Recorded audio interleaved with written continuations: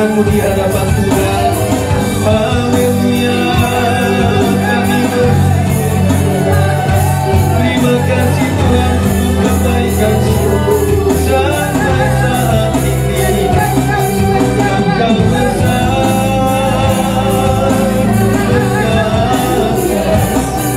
terima kasih Tuhan. Kuasa pengurapan mengalir atas setiap kami. Hati kami dilantahkan untuk bisa dibimbing oleh kuasa firman-Mu ya Tuhan. Haleluya, haleluya. Katakan mengiringmu bagiku seumur hidupku, masuk dalam rencana-Mu pikiran. Ya Tuhan, aturlah pikiran kami ya Tuhan. Jadilah kehendak-Mu pada saat pagi ini.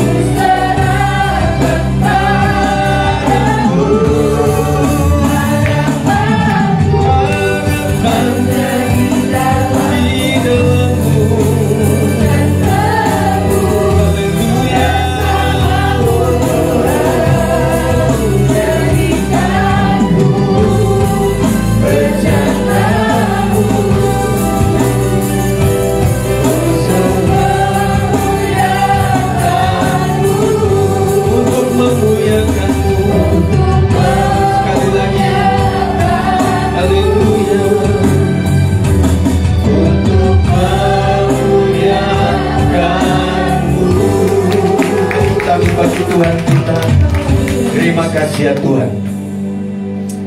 Biarlah ekspresi kami bukan sekedar sorak-sorai duniawi, tetapi kami betul-betul merasakan kebaikan Tuhan sampai hari ini. Tak bisa dibendung Tuhan ucapan syukur kami untuk bisa membayangkan, merenungkan kebaikan Tuhan sampai hari ini. Dan kami menyadari di luar daripada kemanusiaan kami ada Tuhan yang maha hadir, Tuhan yang mengerti segala kebutuhan kami. Sadarkan kami untuk ini semua Tuhan. Hari ini kami ingin belajar tentang cara pandang yang benar, tentang bagaimana Tuhan melakukan segala sesuatu untuk umat-Nya, sehingga membuat kami tidak mudah patah, tidak mudah kecewa, tidak tinggalkan agama, tidak tinggalkan hati yang takut terus menerus kepada Tuhan. Urapi hamba-Mu untuk menyampaikannya. Urapi setiap jemaat Tuhan yang mendengar, supaya mereka dibukakan hati, telinga rohaninya untuk mendengar. Karena kami percaya orang benar hidup oleh karena iman. Dan hari-hari kami membutuhkan iman yang cukup, iman yang kuat, yang perkasa. Dan kami tahu bahwa iman itu timbul dari mendengar kebenaran firman Tuhan. Roh jahat yang akan membuat kami buta rohani, tidak bisa mendengar dengan baik. Upaya dari kuasa udara kami patahkan di dalam nama Yesus Kristus. Setiap kami untuk belajar duduk diam seperti Maria. Demi nama Yesus kami siap untuk mendengar. Yang percaya katakan amin. Puji Tuhan, silakan duduk. Puji Tuhan. Shalom. Apa kabar semuanya? Luar biasa. Kami juga menyambut Oma, siapa yang namanya lupa saya, Mami Cindy. Ya, ya Oma Edith. Salam kenal. Welcome to GBS 56. Puji Tuhan, kita belajar sama-sama. Saya melihat sehat, luar biasa ya. Tuhan berkati Oma. Nah, puji Tuhan, kita akan konsentrasi untuk mendengar ini. Bapak saudara, memang ini penting untuk disampaikan. Bagaimana menyelami antara kehendak Tuhan dan Tuhan yang mengizinkan. Pokoknya antara dua inilah. Siapa yang hari-hari ini sedang mencari kehendak Tuhan? Tentunya susah untuk dipahami. Makanya saya sharing ini saudara. Bagi anak sedang mencari kehendak Tuhan, bagaimana masa depannya? Siapakah jodohku? Bagi orang tua juga sedang mencari kehendak Tuhan, para bapak-bapak untuk mengatur rumah tangga, bahkan prediksi untuk hari besok saja kadang-kadang banyak meleset. Bapak ibu begitu kan? ibu-ibu sedang berbicara tentang masak-memasak. Besok saya akan masak sayur asem sama tempe, sambal roa. Kemudian itu semua kadang-kadang besoknya udah beda. Jadinya ikan ekor kuning, begitu saudara. Jadi dalam hal inilah kita berperkara dengan apa yang ada di perasaan kita ini. Tapi intinya ada dua hal.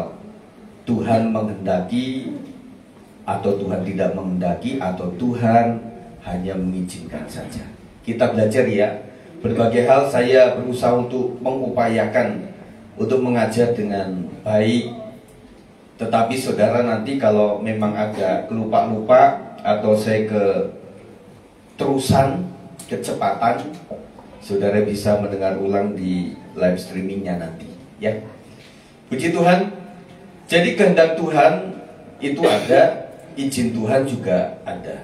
Bagaimana mengenali hal itu dan apa tujuannya?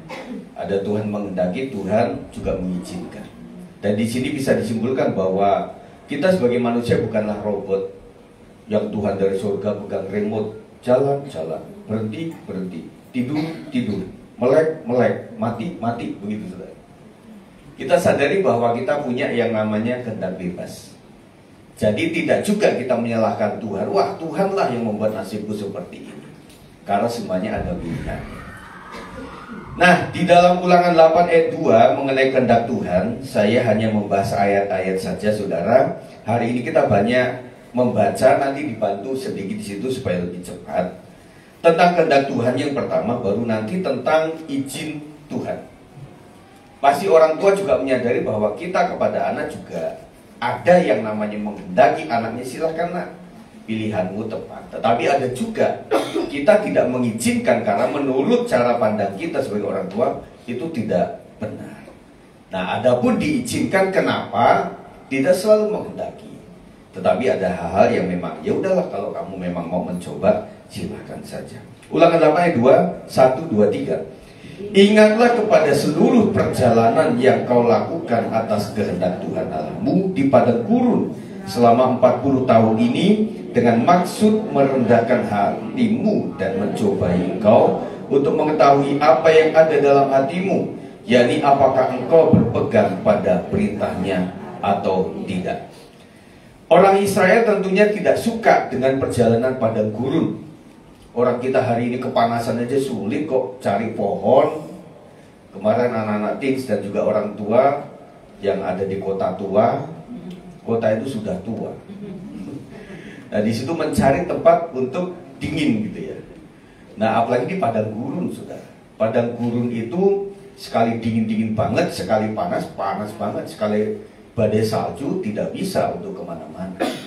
Nah, tentunya sebagai bangsa yang sudah enak di Mesir menurut cara pandang mereka, mereka nggak maulah ke padang gurun. Tetapi Tuhan menghendaki. Tujuannya apa?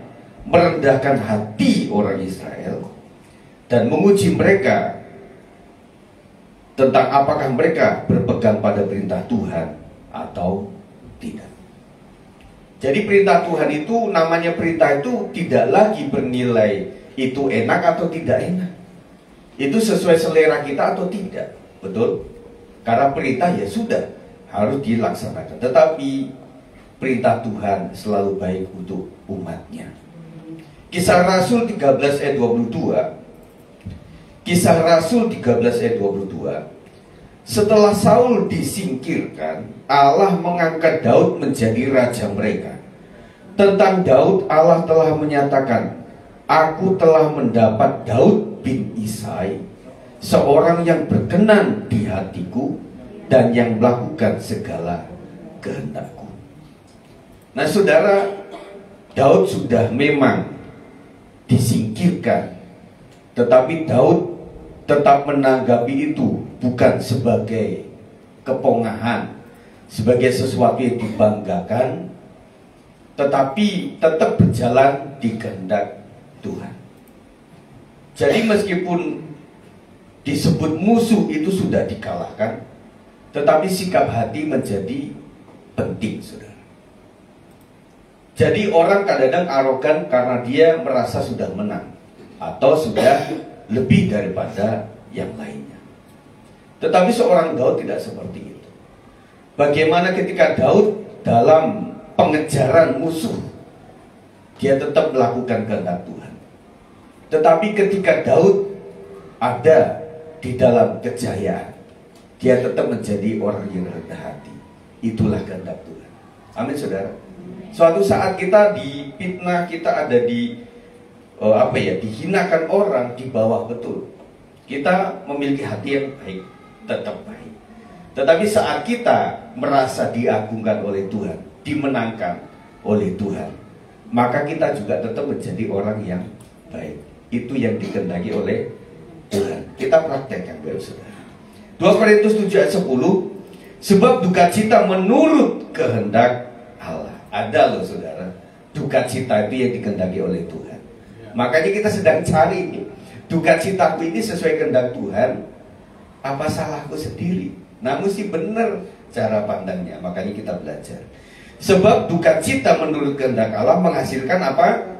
Pertobatan yang membawa keselamatan dan yang tidak akan disesalkan.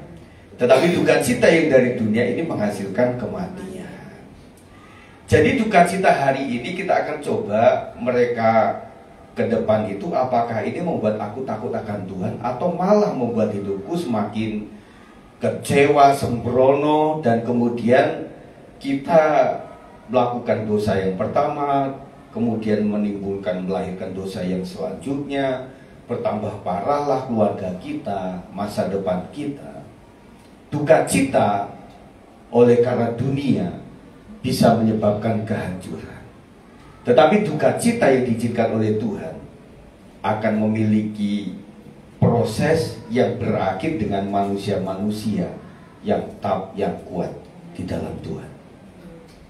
Dan akhirnya kita bilang dengan sakit ini menjadikan kita lebih dekat kepada Tuhan. Menjadikan masalah ini saya tahu menghargai berkat Tuhan. Karena saudara, pengalaman membuktikan bahwa apapun kita akan hargai ketika itu sudah tidak ada pada kita. Betul? Kita kadang jengkel sama bapak kalau seorang ibu. Tetapi ketika bapak tidak pulang 2 hari, kita cari-cari. Seorang ibu, kita mungkin rendahkan dialah, nggak bisa ini, nggak bisa itu. Ketika sang ibu sedang pergi pulang kampung halaman, mama kapan pulang? Oh, baru berangkat pak. Sudah ditanya kapan pulang. Nah, anak-anak juga begitu. Kamu jangan di rumah lah. Kalau kamu ada kayak perang dunia ketiga. Nah, setelah anaknya ada di luar, kita cariin. Nah, itu kan begitu, saudara. Makanya untuk menilai sesuatu, barang atau manusia, kita coba bayangkan. Seandainya orang yang menyebalkan ini tidak ada di dekat saya, kira-kira apa yang terjadi? Karena orang yang menyebalkan itulah yang kadang-kadang kita tolong ya, belikan garam kurang sedikit ini. Garam kalau kurang, meskipun sedikit, nggak enak. Kita wakili dengan apa garam itu? Nggak ada, saudara. Karena garam itu adalah satu zat yang sangat dibutuhkan dalam produksi industri, dan bahkan untuk untuk merusak bisa, untuk meluluhlantahkan bisa, tetapi untuk mengawetkan juga bisa. Itulah garam, saudara. Kita minta tolong pada seseorang ini, kita sambil omel-omelin, suruh beli garam, dibeliinnya micin, misalnya begitu ya. Kita omel-omelin dia.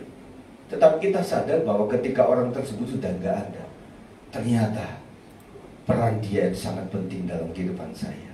Dengan demikian kita akan saling menghargai siapapun yang ada di sekeliling kita. Amin, saudara. Nah, kita melihat bahwa duka cita menurut kehendak Allah itu akan membuat kita memiliki satu pertobatan. Itu saja sebenarnya.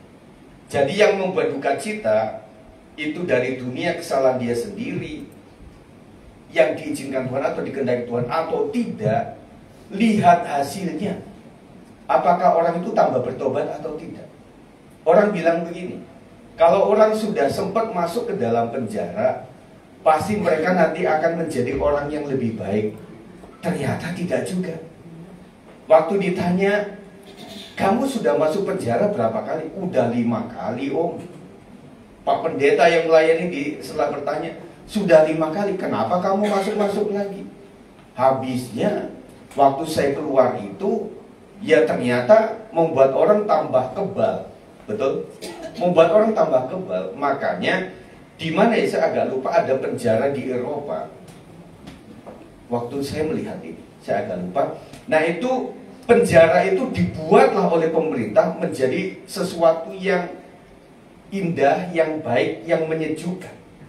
Kalau konsep orang semakin di penjara dengan pesakitan yang luar biasa, maka dia akan muncul sebagai orang yang bertobat. Tetapi ternyata nggak begitu.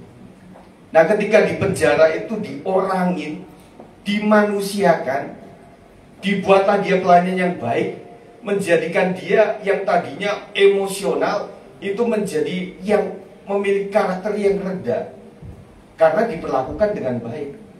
Saudara pernah piara anjing? Nah, saya bisa membuat anjing itu galak atau tidak tergantung perlakuan saya. Kalau saya buat galak kira-kira begini, saya tidak suka kasih makan dia dengan cukup. Saya rantai dia dengan rantai yang pendek. Kemudian saya sering pukul, saya tendang, begitu ya. Dia akan menjadi anjing yang memberontak. Tetapi kalau kita ingin menjadikan anjing itu friendly dengan kita melakukan dengan baik, kita elus, begitu ya saudara. Kita sapa.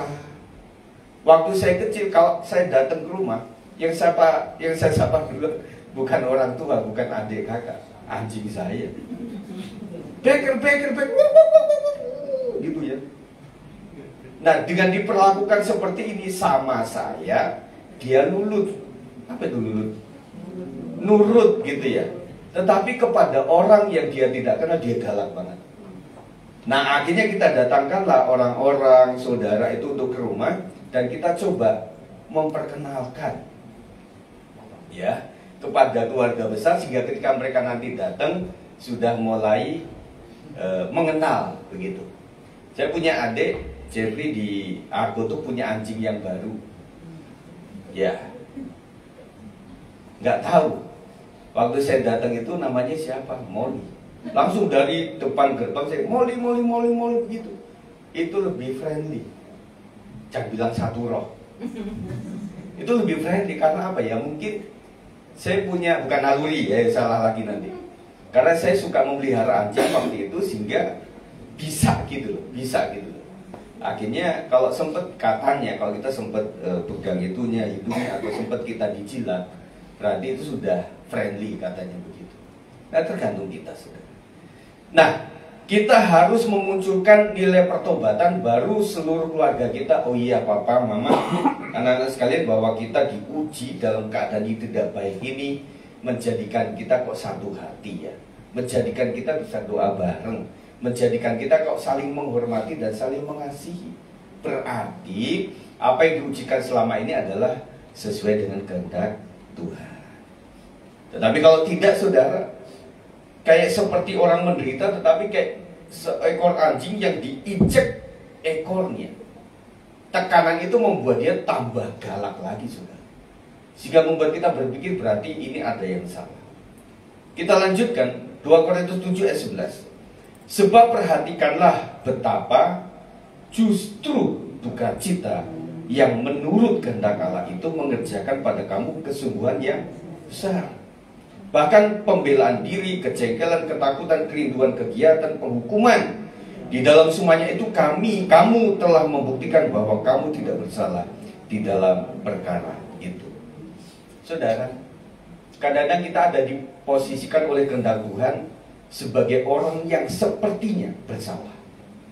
Pernah nggak saudara berontak hati ini? Bukan saya sebenarnya yang salah, tapi saya kok menjadi yang terhinakan.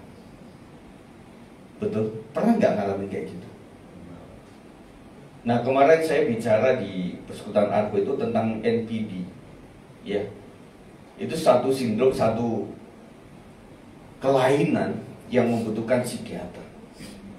Jadi salah satu ciri khasnya itu adalah ketika menghadapi konflik, orang ini cenderung posisi salah pun dia ingin menang. Dan menurut penelitian mereka selalu sukses untuk itu.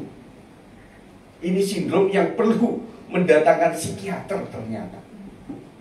Jadi orang itu sangat haus dengan yang namanya kekaguman. Dimanapun dia pengen diorangin, pengen dihormatin.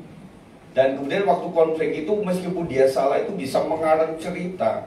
A menjadi B, depan menjadi belakang, hitam menjadi putih, sehingga membuat orang terkesan bahwa dialah yang paling benar. Dan itu sukses. Nah saudara, buat rancangan Tuhan, ketika kita dalam kehendak Tuhan untuk diposisikan sebagai orang yang seperti bersalah, tetapi rasanya kita itu bisa berdiam diri di dalam dukungan kekuatan Roh Kudus, sehingga muncullah kebenaran bahwa ketika kita berdiam diri, pertaruhkan semuanya kepada Tuhan, karena Tuhan hakim yang paling adil. Orang tersebut kita seperti tumpukan bara di kepala. Jadi orang Kristen itu rata-rata lebih dari pemenang, itu artinya dia bisa melawan, tetapi dia diam saja. Orang lempar apa? Waktu itu saya mendengar kesaksian Pak Junedi Salat almarhum. Waktu awal-awal pertobatan dia, setiap saat dilemparin dengan kotoran manusia. Itu rumahnya, dia lap lagi. Belum ada kan yang diperlakukan seperti itu. Tetapi dia bilang, saya dilempar kotoran, saya lempar mereka dalam tanda kutip Indomie, saya lempar mereka dengan sesuatu yang baik. Saudara, tampar pipi kanan, kasih. Loh, kalau tidak kekuatan Tuhan nggak bisa, saudara. Orang kita diklakson sekali aja kita balik klakson 5 kali. Orang siap, kita siap lagi kok. Ujungnya tonjok-tonjokan. Keluar dari gereja, saudara, bisa masih pakai dasi. Tetapi siapa-siapan dengan jemaat gereja lain karena sini siksa. Kita udah mau lain pelotong-pelotong, nggak tahunya sama-sama majelis. Bisa jadi begitu, saudara. Karena dianggap di sini ada Tuhan, di jalanan udah gak ada Tuhan. Jadi kita boleh melakukan apa saja. Ada orang mulai gitu, buka air, kamu. Makanya saudara sekalian, di jalan itu kita harus, ya saya sebagai hamba Tuhan kadang-kadang berpikirnya kali aja orang tersebut kenal sama saya, tetapi saya nggak kenal. Makanya kadang-kadang juga aneh, saya itu siapapun yang senyum, saya senyum. Gak tahu dia senyum sama yang belakang, ya malu tau. Ya sudah, yang penting saya sudah kasih senyum gitu. Nah kemarin itu di sidang sinode, saudara, jadi saya itu dikenal kan suka di panggung karena main musik. Jadi adik kelas maupun kakak kelas itu masih mengenali saya. Tetapi kebanyakan mereka, saya nggak kenal mereka. Jadi oh iya kasih gitu salam. Habis saya mikir ini siapa namanya. Nah waktu saya bednya gini, oh kamu begitu ya. Nah saudara, kita harus betul-betul merapat kepada kehendak Tuhan, apakah betul ya? Karena kalau Tuhan izinkan kita dikasih kekuatan kesabaran yang namanya buah roh. Yang seharusnya kita sudah lebih galak daripada anjing herder. Tetapi pada saat dipertemukan dengan orang yang begitu marah, yang membuat saya emosional, saya kok bisa tahan? Itu kekuatan Tuhan. Amin saudara. Dan pada akhirnya saudara, kita akan dibuktikan bahwa dalam kehendak Tuhan, orang diperkarakan, dipersalahkan, pada akhirnya Tuhan bela kita. Dan terbuktilah bahwa kita adalah orang yang benar. Kita mendapatkan upah 2. Yang pertama, kita tidak membalas. Yang kedua, kita diaminkan oleh semua orang bahwa kita memang orang benar. Meskipun kita orang benar, kok dia kaplok, kita kaplok, itu sudah sama-sama. Orang Jawa bedu. Orang lain mengatakan, ya sudah satu-satu. Meskipun kita benar. Dan orang berpikir meskipun orang benar, tetapi kalau sikapmu seperti itu rasanya kamu belum terlalu benar. Kan begitu saudara. Jadi orang benar itu lebih kepada bukan mengalah, tetapi inilah yang diajarkan oleh firman Tuhan. Saya menunggu sampai Tuhan yang menghakimi, sampai Tuhan yang membela. Begitu. Ya kipasnya mungkin dihentikan dulu Bapak Ibu. Karena itu bisa menjadikan sanggulnya bisa pada copot nanti. Ya, begitu lebih baik ya. Nah, puji Tuhan, kita kembali lagi. Saya akan melanjutkan dalam pembacaan 1 Petrus 2 ayat 19. 1 Petrus 2 ayat 19 mengatakan, sebab adalah kasih karunia jika seorang karena sadar akan kehendak Allah menanggung penderitaan yang tidak harus ia tanggung. Siapa ya Bapak Ibu yang pernah ngalamin seperti itu? Ini bukan salah aku. Kok saya yang ketimpa itu? Pernah nggak alami itu? Tetapi dalam kehidupan mungkin seperti itu. Dan para gembala-gembala rohani di dalam keluarga sering alami itu. Kita ini sebagai orang tua banyak menanggung kesalahan anak kita mungkin. Anak kita cabutin tanaman tetangga, siapa yang diomelin? Orang tua. Karena anaknya dianggap kecil. Nah, di dalam hal yang besar kadang-kadang kita merasa bahwa sebenarnya itu bukan salahku. Dan rata-rata ditemui yang salah itu lebih dominan. Dan membuat kita ya sudah. Dan kadang-kadang yang tidak harus kita bayarkan, kita harus membayar. Padahal itu bukan ulah kita juga. Siapa yang membuat coretan tetapi kita yang tercoret. Tetapi di sini cara pandang Alkitab padahal itu adalah kasih karunia. Kalau Tuhan izinkan atau kehendaki terjadi atas kita. Tandanya apa dong Pak? Kita sanggup menanggungnya, saudara. Kita bilang sama anak-anak, nggak apa-apa lah nak. Memang keluarga mereka itu yang sebenarnya yang melakukan. Tetapi kita harus menanggungnya, nggak apa-apa ya nak ya. Tuhan kasih anugerah kepada setiap kita untuk bisa menanggung itu semuanya. Kita lanjutkan 1 Petrus 3 ayat 17. Sebab lebih baik menderita karena berbuat baik, jika hal itu dikehendaki Allah, daripada menderita karena berbuat jahat. Nah saudara, dalam hidup itu pasti ada penderitaan. Sudah gak ada pilihan lagi. Ada gak paket VIP lahir tanpa penderitaan? Dan bahkan mama kita juga melahirkan dengan tidak ada udah lahir. Ada gak orang yang melahirkan seperti itu? Terus ada penderitaan. Meskipun ibu bilang ketika sudah lahir itu anak 9 bulan hamil, bawa genderang kemana-mana, itu terlupakan sesaat itu. Iya toh. Nah setelah itu anak kita mulai tumbuh, semakin membesar dan kemudian penuh dengan penderitaan. Mah minta ini nggak boleh, minta ini harus juara 1 dulu. Dapat ini mesti juara 1 sudah. Nah saya pikir kalau ukurannya kayak gini, sejak kecil saya nggak dapat apa-apa. Saya nggak pernah juara. Iya kan? Udah gitu ada aturan lagi, nak kamu pacaran harus gini, bebek, bobot, bibit, bobot. Semuanya tidak terlaksana, cuma bobot yang ada. Betul nggak saudara? Penderitaan lagi. Kuliah, skripsi, tesis, penderitaan lagi. Mau cari kerja, penderitaan lagi. Ronaldo sudah dapat ya.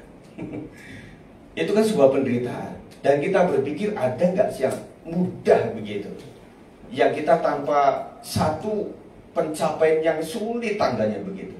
Ternyata tidak ada. Tetapi kalau tidak bisa dipilih, jadilah kita menderita oleh karena perbuatan baik. Amin. Kalau sama-sama menderita, saya tidak mau menderita sebagai orang jahat. Tetapi kalaupun saya harus diizinkan menderita, saya harus menderita oleh karena menanggung nafkah keluarga. Oleh karena saya menanggung adik atau kakak untuk mengkuliahkan mereka. Harus menanggung keponakan untuk bisa membuat mereka kuliah. Dan lain sebagainya. Saya bisa melarat untuk itu.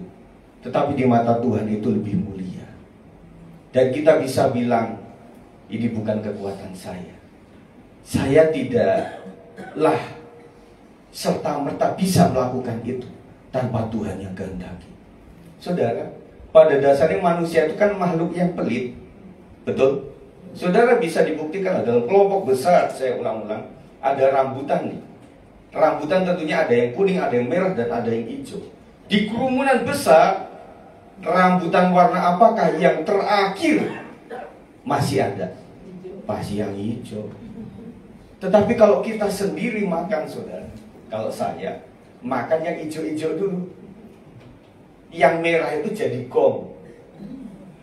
Jangan sampai kisahnya kayak ada di kereta, dia sedang makan tahu isi, saudara. Sini tahu satu, sininya cabai. Dia pengen dulukan gitu loh. Wah, ini gongnya nanti yang tahunya. Dan kemudian dia coba makan yang cabenya dulu, orang senggol dari ketuk, tahunya jatuh. Akhirnya kepedesan sampai stasiun kota. Karena apa? Tahunya udah diikutin orang. Nah, saudara, saya rasa kita punya keputusan yang sama. Baiklah, kalaupun menderita untuk kebaikan orang, saya sudah legowo. Demi orang tua, demi anak-anak, demi jemaat Tuhan, demi gereja Tuhan, saya relakan itu. Karena itu adalah kebenaran firman Tuhan. Amin, saudara. Nah, sekarang saya akan berbicara mengenai izin Tuhan. Ya, Yakobus 1 ayat 13 mengatakan, apabila seorang dicobai, janganlah ia berkata, pencobaan ini, Yakobus 1 ayat 13, apabila seorang dicobai, saya ulang, janganlah ia berkata, pencobaan ini datang dari Allah. Sebab Allah tidak dapat dicobai oleh yang jahat, dan ia sendiri tidak mencobai siapapun. Kita tidak boleh salahkan Tuhan untuk hal-hal yang jahat. Kita tidak boleh salahkan Tuhan tentang hal-hal yang jahat. Kalau yang kita sebut Tuhan mencoba itu adalah Tuhan menguji, beda. Tetapi hal yang jahat, itu santet datang dari Tuhan. Waduh, kecelakaan itu datang dari Tuhan. Tidak. Tuhan tidak dicobai untuk melakukan hal yang jahat. Bahkan Wahyu 3:10 mengatakan, karena engkau menuruti firmanku untuk tekun menantikan aku, maka aku pun akan melindungi engkau dari hari pencobaan yang akan datang atas seluruh dunia untuk mencobai mereka yang diam di bumi. Tuhan tetap sebagai pelindung kita di tengah-tengah pencobaan. Amin. Tuhan tetap melindungi kita, Bapak Ibu Saudara. Pak, saya lagi menderita, ini datangnya dari mana? Wah, kita kaji ulang. Kita bisa konseling agak lama itu. Kenapa kamu menderita begini-begini? Ceritanya kita harus tangkap betul. Dan kemudian kita bisa simpulkan, itu pun juga masih hipotesa. Sementara apakah betul ya kira-kira permasalahan ini, berarti ini nilainya adalah kesalahan manusia, human error, atau memang betul-betul Tuhan izinkan, atau memang Tuhan kehendaki. Mesti dikaji ulang. Dan kadang-kadang dalam proses kita nggak ngerti apakah itu izin Tuhan, kehendak Tuhan, salahku sendiri, atau memang Tuhan kehendaki. Kita harus cari betul, saudara, untuk bisa melakukan itu. Tapi garis bawahi bahwa Tuhan tidak pernah kasih yang jahat kepada kita.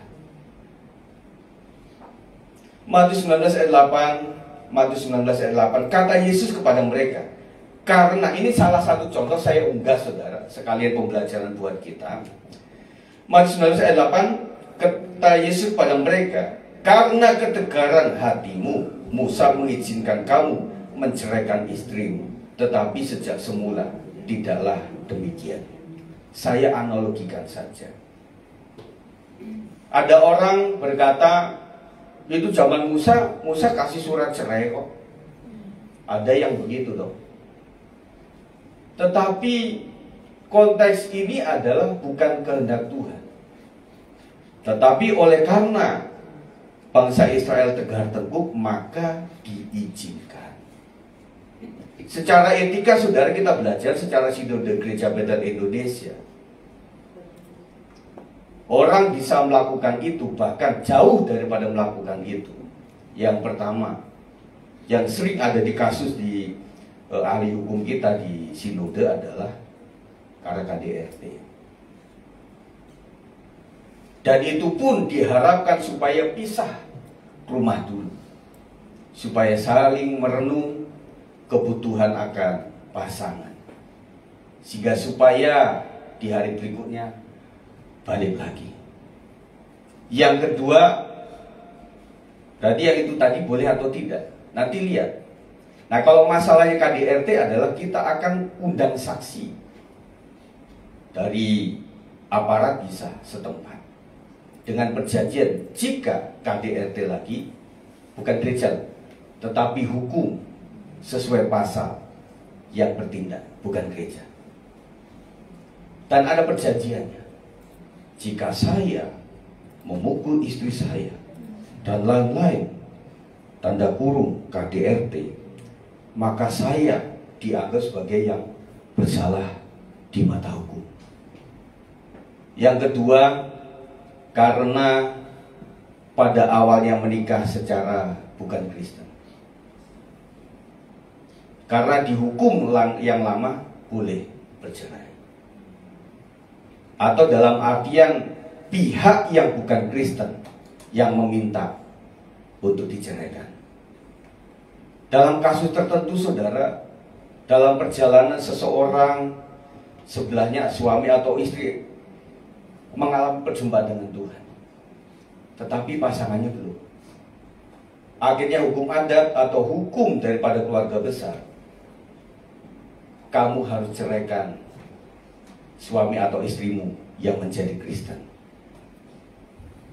Begitu. Jadi kalau pesannya adalah tetap bisa kumpul, kamu balik lagi menjadi non-Kristen, maka itu bisa dikategorikan ini demi iman kita kepada Tuhan Yesus Kristus. Kita tidak mau kehilangan nyawa kita oleh karena hal yang seperti ini. Itu baru bisa. Dan hal-hal yang lain bisa dikomunikasikan secara rohani. Itu pengetahuan sedikit saudara. Tetapi dalam hal ini konteksnya adalah bahwa sesungguhnya Tuhan izinkan itu bukan kehendaknya, tetapi karena ketegar tengkukan. Kita udah bilang, nak, kamu jangan main di danau sana ya. Di sana itu banyak anak-anak yang jahat, tetapi anak kita ngeyel. Enggak mama, kita kan pengen gaul gitu loh.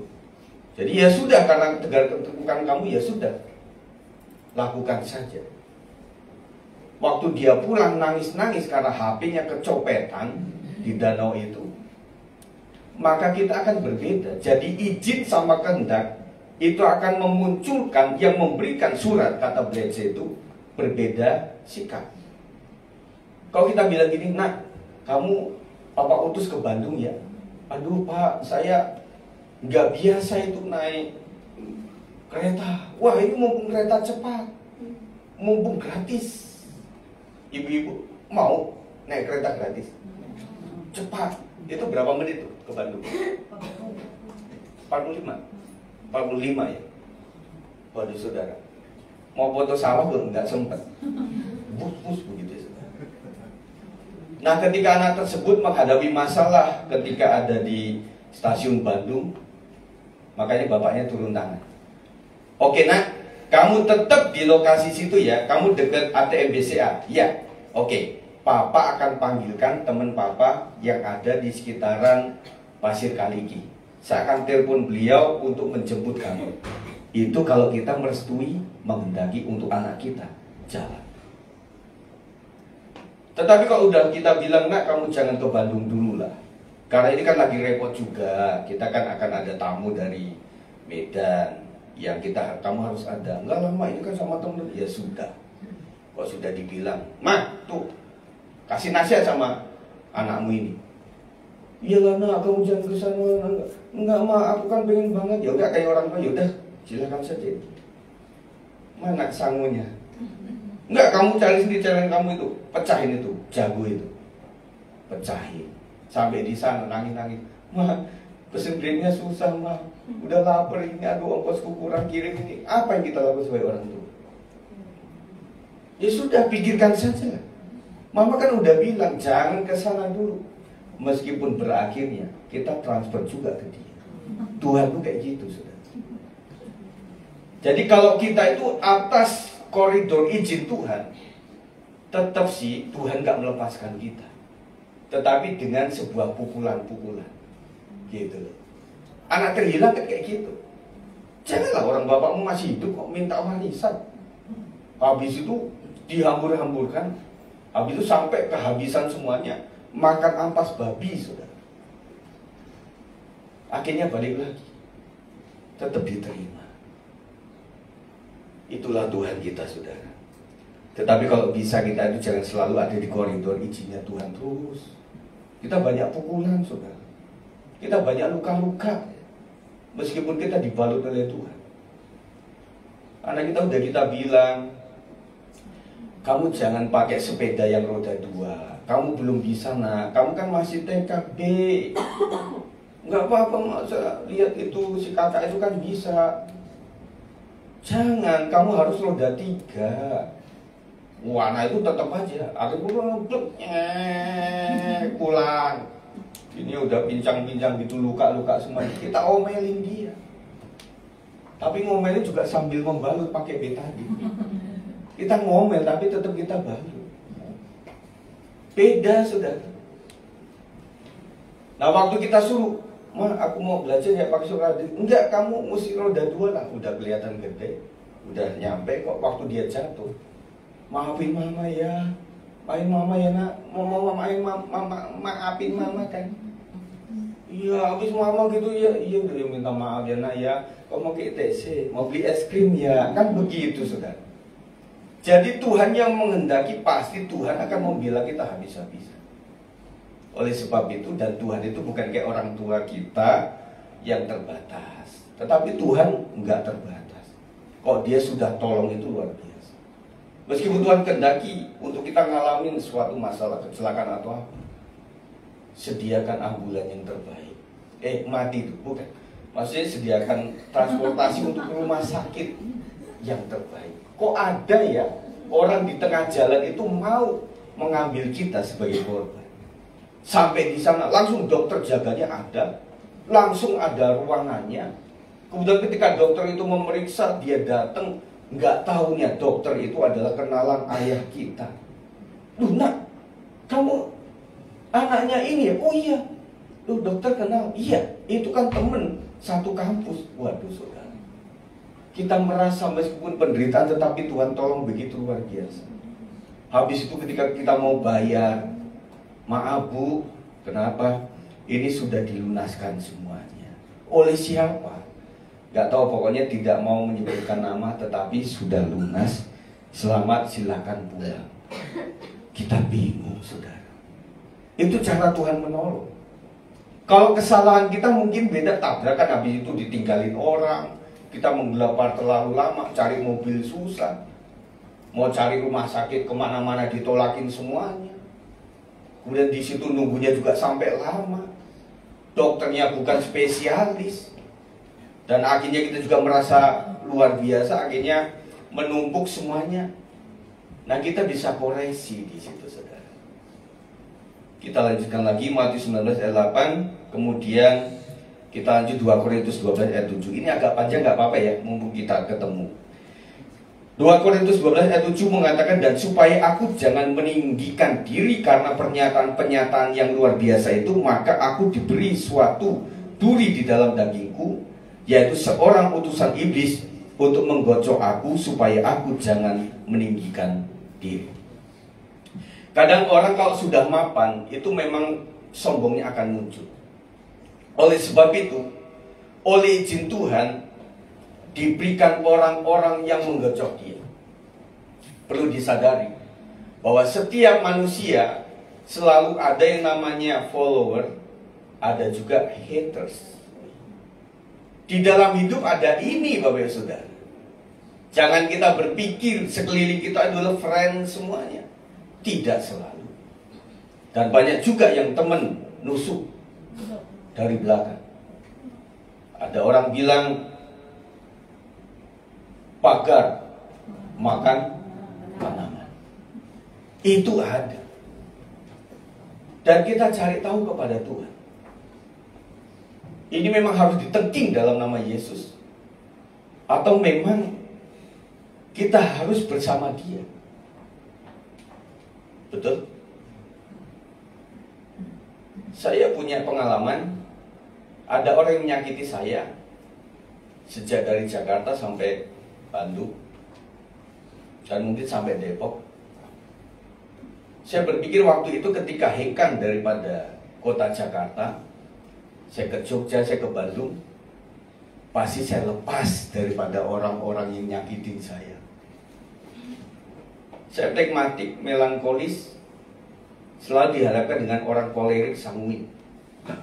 Kolerik itu sok memimpin, sok tahu, sok tunjuk-tunjuk, sok nyalahin. Sanguin itu adalah suka membuli. Ya, sanguin akrab tapi suka celetukannya itu nyakitin.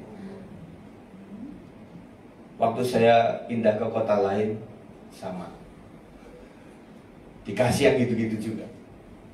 Dan akhirnya saya tahu bahwa ini adalah utusan-utusan Tuhan untuk membuat saya direndahkan dulu, supaya saya jadi tampil menjadi seorang sekarang ini.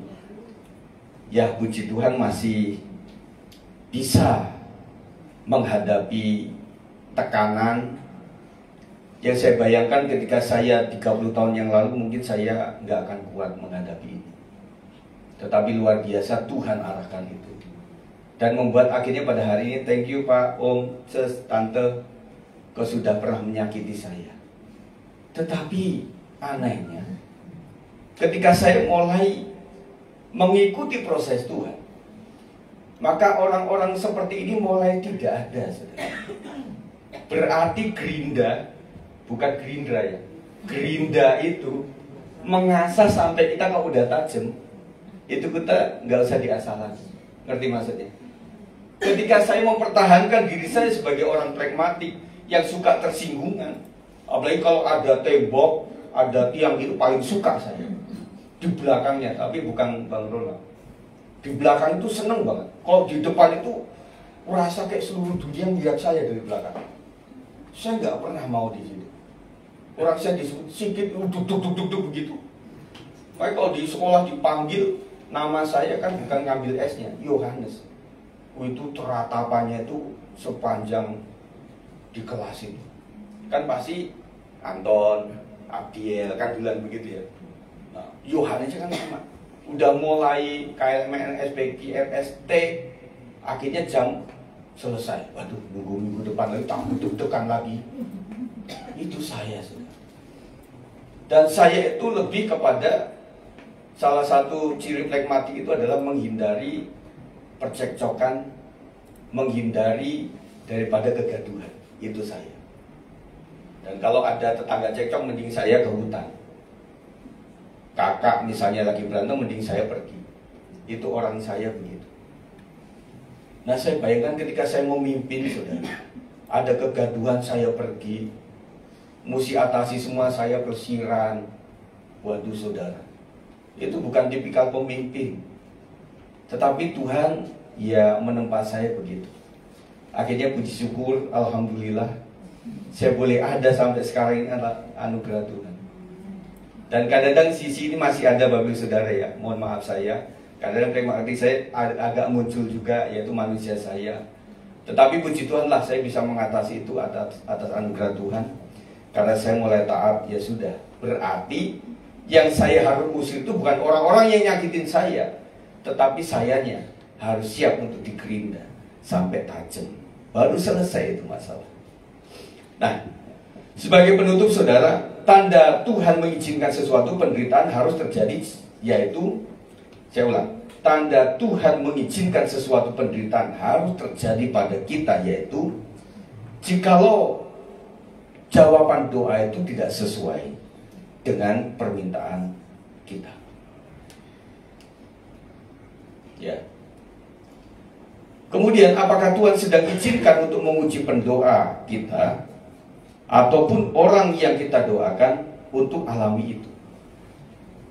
Perlu disadari saudara bahwa kita, ada hal nanti saya akan cerita di belakang itu, yang kita kehendaki itu Tuhan turun tangan. Tetapi kadang kita juga berpikir, kalau Tuhan kehendaki demikian, maka kita mau doa sampai jubir balik gak akan terjadi.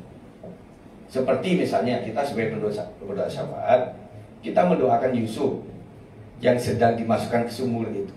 Kita doanya apa? Tuhan, tolong saudara Yusuf Tuhan, yang hari ini menurut kabar yang beredar, dia sedang dicemplungkan di sumur. oleh abang-abangnya. Tuhan, kami hancurkan segala roh jahat yang ada pada abang-abang dalam nama Yesus Kristus. Tuhan, selamatkan. Turunkan malaikat surga pakai tambang. Ambillah Yusuf itu Tuhan. Pasti doa kayak gitu. Betul. Tetapi Tuhan nggak kehendaki yang begitu. Diambil, tetapi dijual. Kita doa, Tuhan Yesus, ternyata Yusuf dijual ke saudagar. Tuhan peliharakan dia. Jangan sampai dia difitnah. Jangan sampai dia masuk penjara. Masuk penjara. Betul, saudara. Kita tuh banyak doa yang konsepnya itu ya ego kita. Tetapi kita lupa bahwa Tuhan mungkin kehendaki yang seperti itu. Makanya ada suatu kisah itu yang agak mantap juga itu firmannya. Bagi orang yang memang susah diatur, serahkan tubuhnya kepada iblis supaya jiwanya bisa diselamatkan.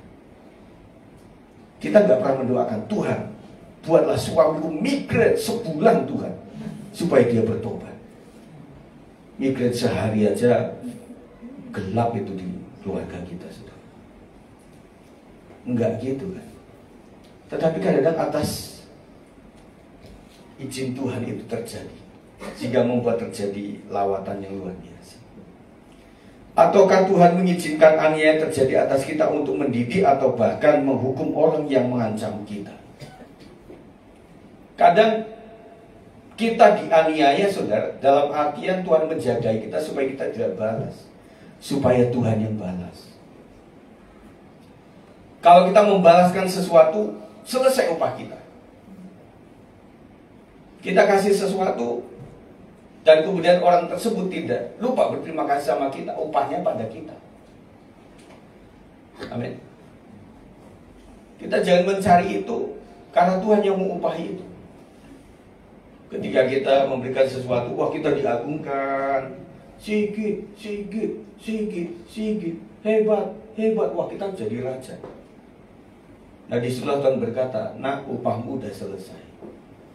Kamu sudah diagungkan dengan melakukan itu semua. Tetapi buat orang yang kadang itu tadi, kita seakan-akan menjadi orang yang dipersalahkan. Kok kebalik sih? Seharusnya kita dimuliakan, malah kita dihinakan. Tetapi disitulah Tuhan bertindak. Dan nanti akan terbukti bahwa orang ini yang betul harus terima kehormatan, dan bukan dia. Jadi aniaya itu berbanding lurus dengan yang namanya kemuliaan yang akan kita terima. Sampai saya punya konsep gini, aduh Tuhan, saya sedang bergumul dalam pelayanan ini, dideritakan, diizinkan untuk seperti ini. Saya hanya melihat sejarah bahwa ternyata hamba Tuhan, sebelum dia dimuliakan, dia dihinakan. Sama prinsip salib, saudara. Yesus dianiaya sebelum menerima kemuliaan yang luar biasa. Makanya perjamuan itu adalah mengibaratkan kita menderita bersama Kristus, supaya nantinya dipermuliakan. Kapan kata-kata semua lidah akan mengaku, semua lutut akan bertelut dan mengaku bahwa Yesus adalah Tuhan. Bukan hari ini. Yesus dihinakan di mana-mana. Tetapi pada saatnya ketika trompet sangkakala dibunyikan, semua orang mengaku ternyata Isa Al-Masih, ternyata Yesus itulah yang paling benar. Telat, kita sudah diangkat. Mereka masih membutuhkan kasih karunia yang sudah habis itu, saudara. Memang kisahnya seperti itu. Sinetron aja kasih cerita begitu kok. Pemenang itu dihinakan di awal, kan begitu tuh. Sampai TV itu ada yang ditonjok-tonjok karena apa? Tokoh antagonis, ibu-ibu itu melihatnya paling sebel, bawa sapu dia. Setiap tokoh antagonis keluar, dia pukulin pakai sapu itu, pipinya itu. Dia nggak sadar itu TV tabungnya bisa rusak. Karena jengkel banget sama orang kayak gitu. Dan dia membela orang yang benar tapi diremehkan. Itu sinetron kayak gitu. Tetapi pada akhirnya orang yang dianggap, yang dulunya kena fitnah, yang dulunya dianggap salah, itu ternyata menjadi orang yang mulia dan agung. Dan sinetron selesai. India juga begitu. Sampai ibu-ibu nangis. Drakor juga begitu toh. Iya. Itulah kehidupan kita, nggak apa-apa lah.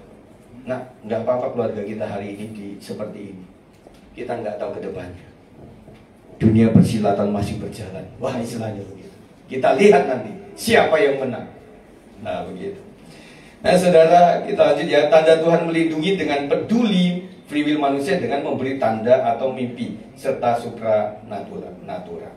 Nah, ada sebuah pesan untuk apa yang terjadi akan disampaikan gini. Amos 3 ayat 7 mengatakan apa? Sungguh Tuhan Allah tidak berbuat sesuatu tanpa menyatakan keputusannya kepada hamba-hambanya para nabi. Saya akan mengambil ini nanti dibaca di rumah Bapak Saudara. Itu dalam Kejadian 41 ayat 14 sampai 36, di mana Yusuf mendapatkan mimpi dengan apa yang akan terjadi pada bangsa waktu itu. Nah, karena itulah maka kemudian Fir'aun menyuruh memanggil Yusuf. Segera ia dikeluarkan dari tutupan. Ia bercukur dan berganti pakaian lalu pergi menghadap Fir'aun. Berkata Fir'aun pada Yusuf, aku telah bermimpi dan seorang pun tidak ada yang dapat mengartikannya. Tetapi telah kudengar tentang engkau, hanya dengan mendengar mimpi saja engkau dapat mengartikannya. Yusuf menyahut Fir'aun, bukan sekali-kali aku, melainkan Allah juga yang akan memberitakan kesejahteraan kepada tuanku Fir'aun. Lalu berkata Fir'aun kepada Yusuf, dalam mimpiku itu aku berdiri di tepi sungai Nil. Lalu tampaklah dari sungai Nil itu keluar 7 ekor lembu yang gemuk badannya dan indah bentuknya dan makan rumput yang di tepi sungai itu. Tetapi kemudian tampaklah juga keluar 7 ekor lembu yang lain, kulit pemalu tulang, sangat buruk bangunnya dan kurus badannya, tidak pernah kulihat yang seburuk itu di seluruh tanah Mesir. Lembu yang kurus dan buruk itu memakan ke-7 ekor lembu gemuk yang mula-mula. Lembu-lembu ini masuk ke dalam perutnya, tetapi walaupun telah masuk ke dalam perutnya, tidaklah kelihatan sedikit pun tandanya. Bangunnya tetap sama buruknya seperti semula. Lalu terjagalah aku. Selanjutnya dalam mimpiku itu, kulihat timbul dari satu tangkai 7 bulir gandum yang berisi dan baik. Tetapi kemudian tampaklah juga tumbuh 7 bulir yang kering, kurus dan layu oleh angin timur. Bulir yang kurus itu memakan ke-7 bulir yang baik tadi. Telah kuceritakan hal ini kepada semua ahli, tetapi seorang pun tidak ada yang dapat menerangkannya kepadaku.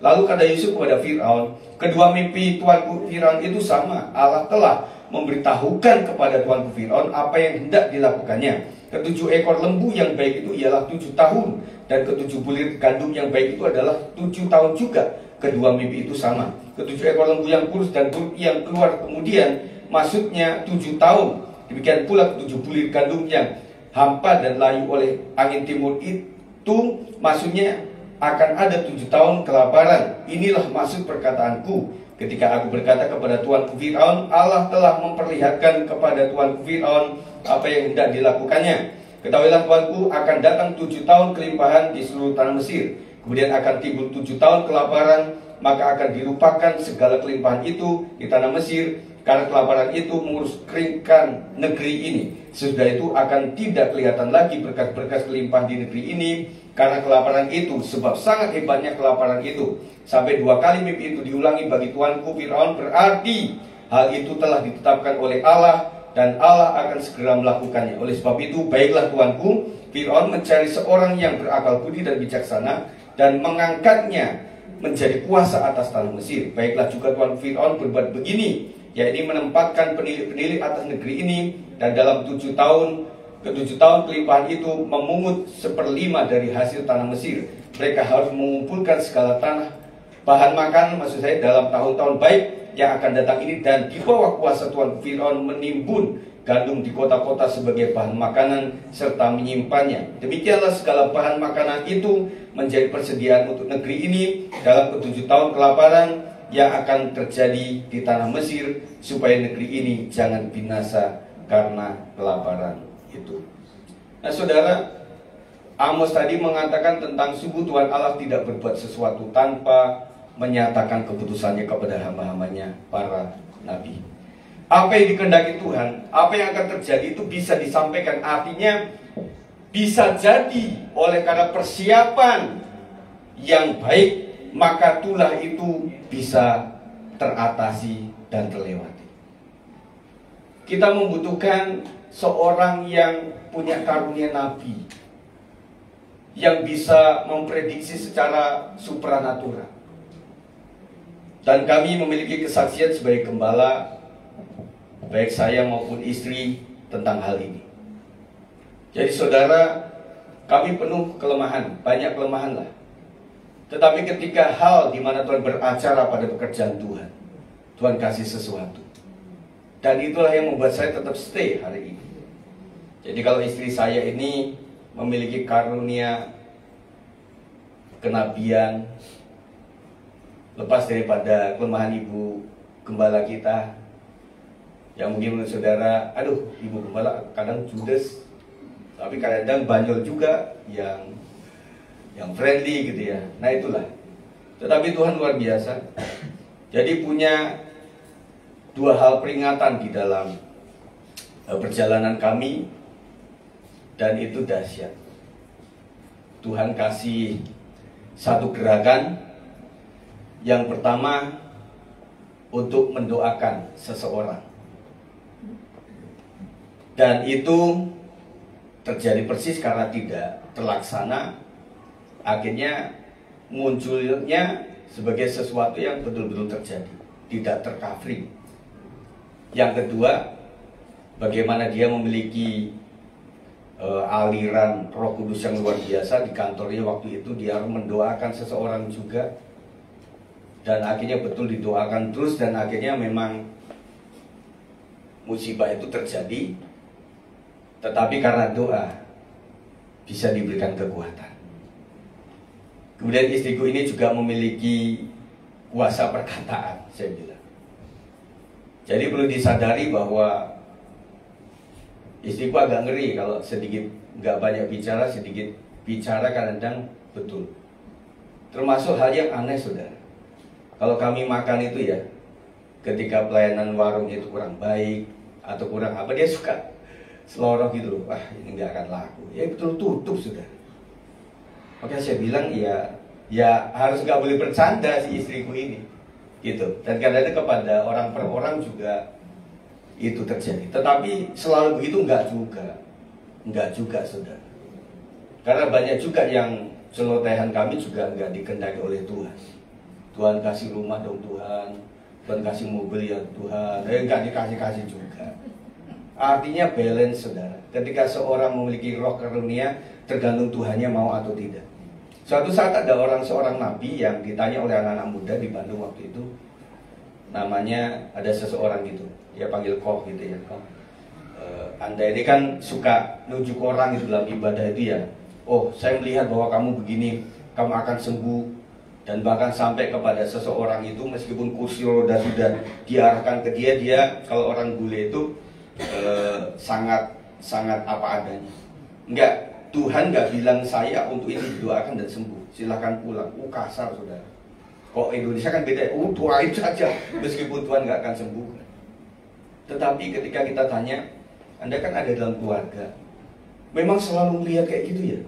Lihat istri sedang nggak benar, lihat anak-anak ini sedang nggak benar. Di mall lihat orang, si hamba Tuhan ini bilang enggak gitu juga. Saya juga manusia. Tetapi kapan Tuhan ingin perlihatkan itu, Tuhan kasih. Jadi Tuhan juga enggak asal latah, saudara.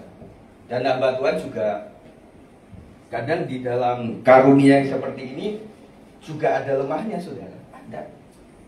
Ya, ada lemah juga. Bukan berarti sempurna banget. Kayak seperti dia tuh mulutnya kayak Tuhan gitu. Belanja garam, cabai, pakai bahasa roh. Ya kan nggak ngerti. Kurang sini ngomong sore. Mau ngomong apa? Mau beli apa? Mau ngomong bahasa roh lagi, nggak gitu juga. Tetap alami. Tetapi ada saat-saat genting yang Tuhan kasih. Dan juga kuasa penyingkapan, yang itu kebanyakan gini, saudara. Melalui mimpi juga Tuhan atur kita untuk kasih pendapat Tuhan bagaimana. Tetapi rata-rata orang kayak gini nggak mimpi terus. Maka jangan bukan, saya pengen ini coba mimpi dong. Nggak bisa juga begitu, saudara. Itu pesanan manusia, bukan kehendak Tuhan. Tetapi suatu saat ini memang harus itu dikasih, saudara. Sampai istriku ini juga banyak menyingkap sesuatu, bahkan anak itu juga tersingkap semua. Yahweh juga nggak bisa bohong. Jadi sebelum itu udah ada aja gitu. Termasuk Pak Agam juga, iya juga. Sampai duit saya di mana juga tahu. Selepetan mana juga tahu. Saya udah masukin lipet-lipet di antara ATM ketemu juga ya. Ada 200.000 ya di dompet, kok tahu. Akhirnya nggak bisa bohong sama dia itu. Kasihan ya saya. Ada aja yang disingkapkan gitu ya. Nah artinya itu adalah kasih karunia. Terus-terusan nggak juga. Di hal yang penting memang disingkapkan. Nah kalau saya memang di dalam kadar waktu itu bertumbuh, memang Tuhan kasih peneguhan melalui vision, melalui mimpi. Saya nggak mudah bermimpi, saudara. Ya, saya nggak mudah bermimpi. Mau dipaksa-paksa mimpi dong, nggak bisa. Pernah kan mimpi sesuatu yang baik, melek, kencing, pengen disambung? Pernah. Ada yang pernah nyambung tapi susah. Tuhan kasih mimpi yang tadi dilanjutkan, tadi kan udah numpuk duit tuh. Nah gimana itu selesainya gimana? Saya pernah saudara waktu kecil mimpi itu ya, wah mengendarai mobil ya, wih keren ke puncak itu. Berakhirnya apa? Wah jadi sepeda ontel saya. Wah ini mimpinya nggak benar, itu bukan dari Tuhan yang gini-gini. Bukan oh nanti kamu akan punya mobil kemudian berakhir dijual mobil nanti naik sepeda ontel ya, itu mah karang-karangan, nggak begitu. Itu bunga tidur.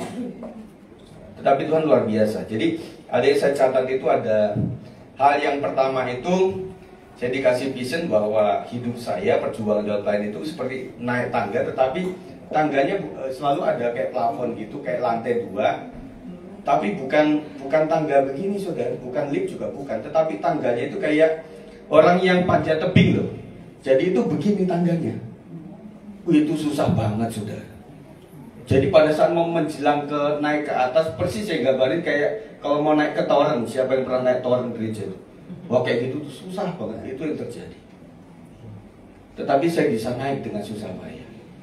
Sempet takut iya, waktu gelantung itu kan takut kan tangganya begini. Itu menjelang pergumulan kita. Saya catat lagi, saya diposisikan itu selalu di tengah, di antara 2 orang atau 2 kelompok. Makanya kalau saya boleh artikan itu, saya sedang berjuang untuk keluarga dan juga jemaat. Mengerti ya histori itu ya. Saya selalu di sini dan itu kayak apa ya, kayak kolam gitu, kayak kolam. Saya kayak ada di itu apa di tebing di titiknya itu, di tanahnya itu. Kemudian di situ hampir kecelup, hampir tenggelam gitu. Jadi saya posisinya begitu. Makanya saya menyadari bahwa oh ini tugasku. Makanya saya nggak kelambung saudara. Ya gitu. Jadi oh ya Tuhan memang sulit banget ya antara menolong ini saja itu tenggelam, menolong ini saja itu tenggelam. Jadi tangan saya mau dioperasikan 2 dan itu terangkat saudara. Dan saya bisa cerita karena terbukti seperti itu. Kemudian yang ketiga adalah itu ada banjir bandang luar biasa. Jadi banjirnya itu sampai ke langit lah istilah kata. Saya di posisi sendirian di situ dan banjir dari sana luar biasa meluap itu 2 kali atau 3 kali. Dan akhirnya memang banjir itu meluap, saya sempat ngikut tetapi saya selamat. Yang kedua agak unik. Jadi saya ada di sebuah tataran lebih tinggi tetapi banjir itu seperti kayak dari sana begitu ya. Di sana udah meluap semuanya kayak saya gambarkan kayak seperti zaman Musa itu di mana itu sudah karam semuanya. Itu ada aliran yang ada di bawah kaki saya. Tetapi nggak segera yang ke sana sama ke sini. Tetapi di situ saya memang aman di situ. Nah mimpi kayak gini nggak terjadi lagi. Enggak, itu cuma 1, 2 kali, 3 kalinya saja. Minta mimpi nggak bisa. Contoh kata, saya minta pewahyuan ini air yang di situ yang ngalir itu apa? Sampai bingung sampai sekarang saudara. Nggak selalu Tuhan langsung plek kasih tanda seperti itu saudara. Jadi saudara, kita membutuhkan orang-orang yang seperti ini. Akhirnya saya akan tutup dengan satu kalimat begini. Kita harus mendoakannya begini dalam perasaan hidup kita. Tuhan Yesus, apa yang engkau kehendaki atas peristiwaku ini. Ya, Tuhan Yesus, apa yang engkau kehendaki.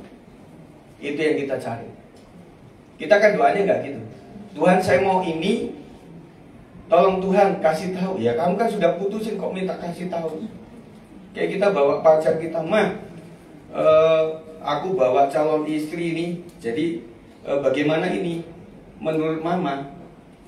Ya mama bilang, ya kamu sudah putuskan dengan membawa pacar. Harusnya gini, Mas, saya itu kenal sama ini sini tuh. Tolong mama doakan saya. Kehendak Tuhan dalam hal ini siapa sih? Itu yang benar. Tuhan mengenai peristiwa sakit penyakit itu yang Tuhan kehendaki apa sih? Makanya ada dua opsi. Apakah itu memang betul-betul Tuhan kehendaki untuk kita mengusir? Atau Tuhan kehendaki untuk kita memang mengikuti proses itu untuk ya sudah kita terima saja. Dan tanda yang paling telak, yang paling valid adalah ketika kita sudah puluhan tahun mendoakan itu dan tidak terjadi apa-apa.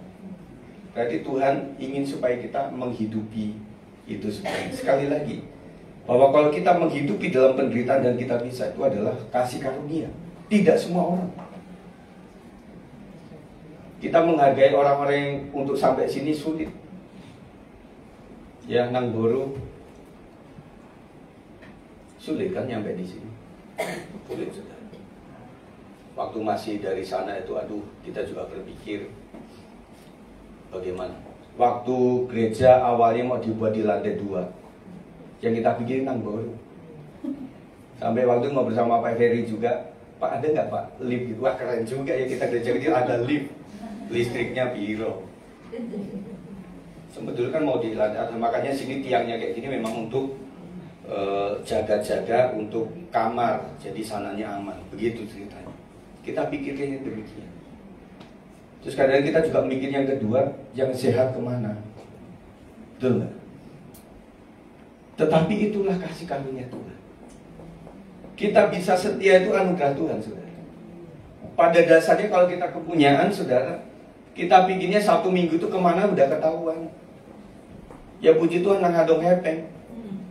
Sehingga membuat kita ya udahlah, nah ini Grab nyampe tengah jalan ya, supaya nanti bisa untuk kolektor.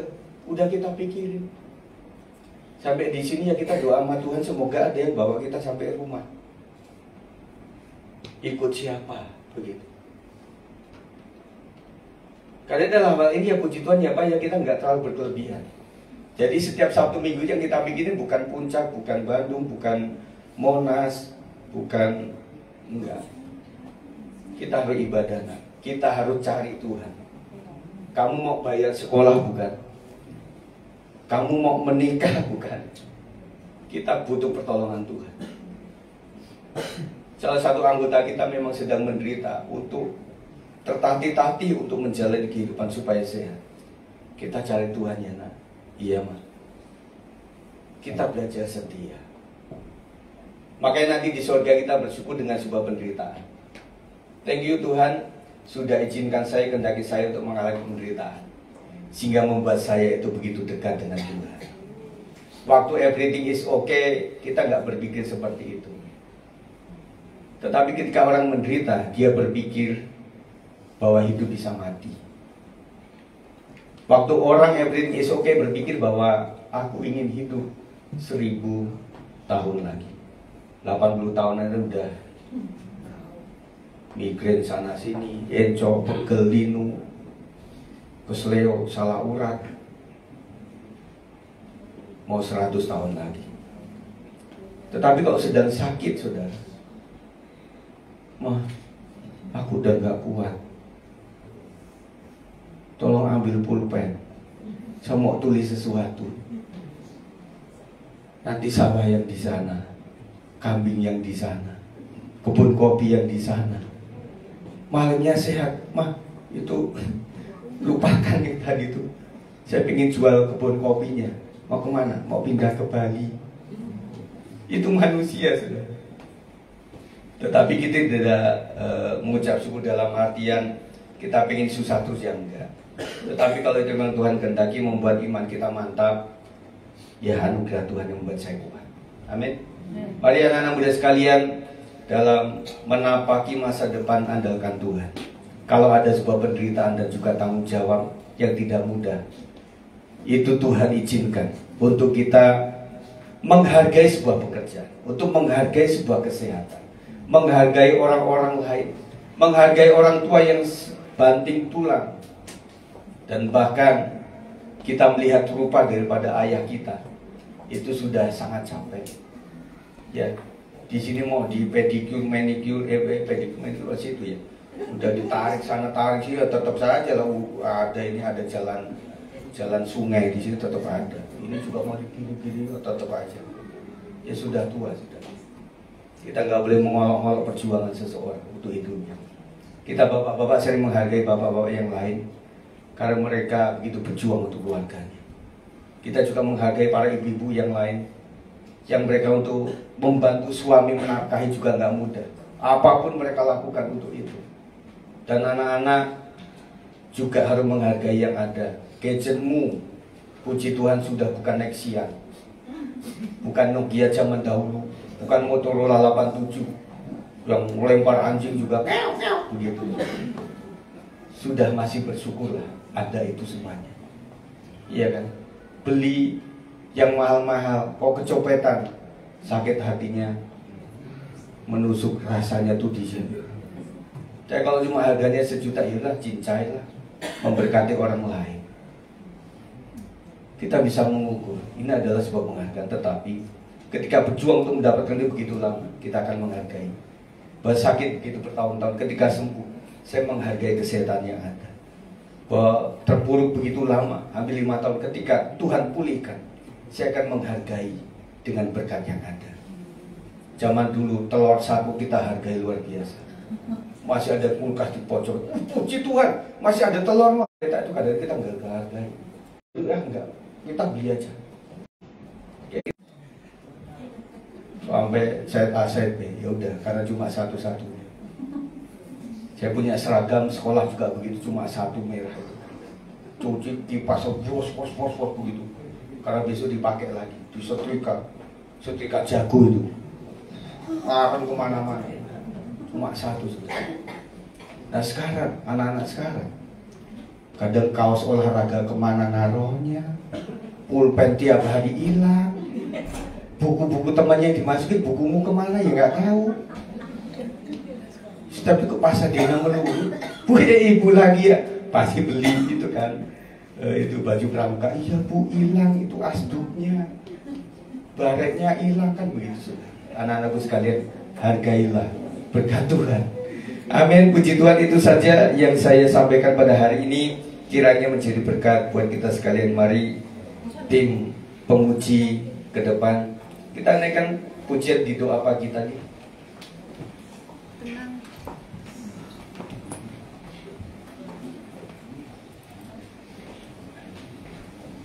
Hari ini ada yang masih berjuang, ada yang sudah puji Tuhan dapat kerjaan, ada yang mau menikah, Bang Oto ya, dan juga sedang akan bergumul untuk sesuatu kesehatan. Kita sama-sama saudara, kita berjuang semuanya ya, puji Tuhan. Istriku bantu untuk ya Pak suami saya. Tanyakan pujian. Apakah mendengar seruan hatiku, tak pernah kau lepaskan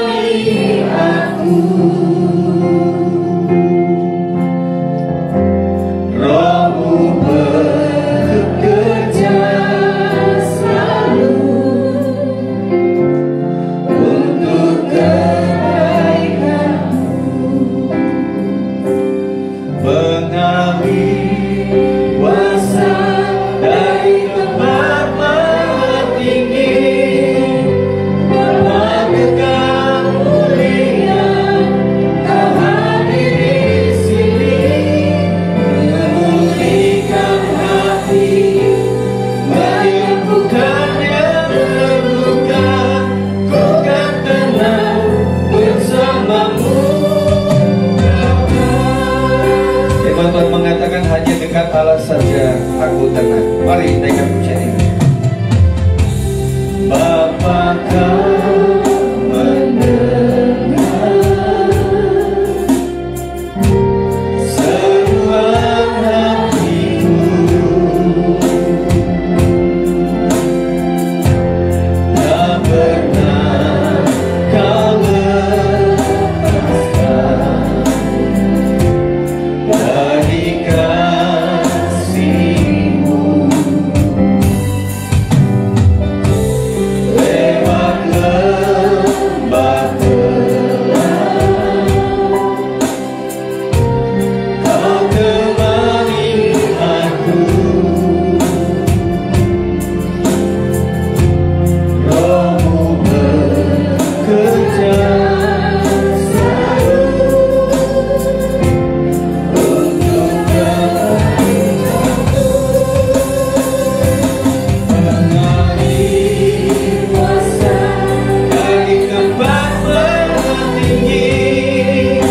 Bapa kekal mulia, Kau hadir di sini, memulihkan hati, menyembuhkan yang terluka.